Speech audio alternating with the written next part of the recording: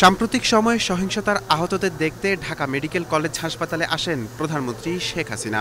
এ সময় তিনি মেডিকেলের বিভিন্ন ওয়ার্ড ঘুরে ঘুরে আহতদের খোঁজ খবর নেন এবং চিকিৎসকদের সব ধরনের চিকিৎসা নেওয়ার নির্দেশ দেন।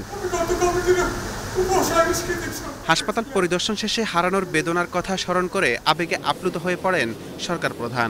এতগুলি মানুষ, আমি তো আমার সব হারাইছি, বাবা মা ভাই সব হারাইছি। আমি তো জানি মানুষের হারানোর বেদনা কি, আমার থেকে আর কেউ বেশি চায় না।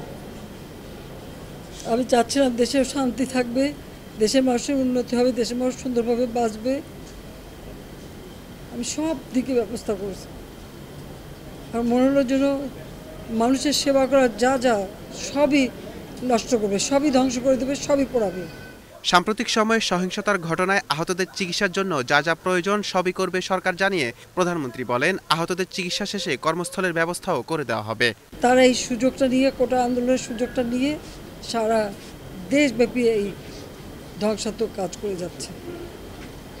এদের মধ্যে কোনো মনুষ্যত্ব বোধ নেই, দেশের প্রতি কোনো মায়া মমতা নেই, দেশের প্রতি কোনো দায়িত্ববোধ নেই।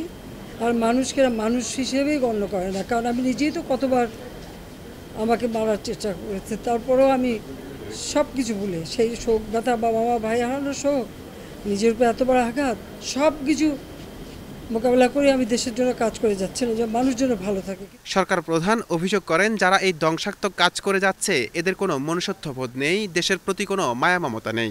চিকিৎসার জন্য যা যা প্রয়োজন সরকার করে যাচ্ছে এবং করবে।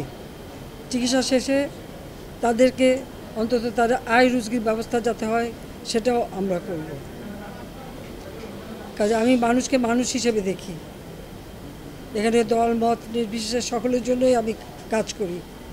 আমি যা করি সব মানুষের জন্যই করি।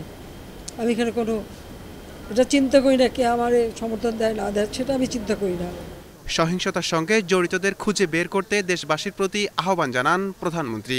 আমি আমার দেশবাসীর কাছেই আমি এটুকু বলবো যে তাদেরই এই যারা অপরাধী খুঁজে বের করে দিতে হবে এবং সকলে ঐক্যবদ্ধ হতে হবে এই বর্বরতার বিরুদ্ধে। নূর মোহাম্মদ ভূঁইয়া, এশিয়ান টেলিভিশন, ঢাকা।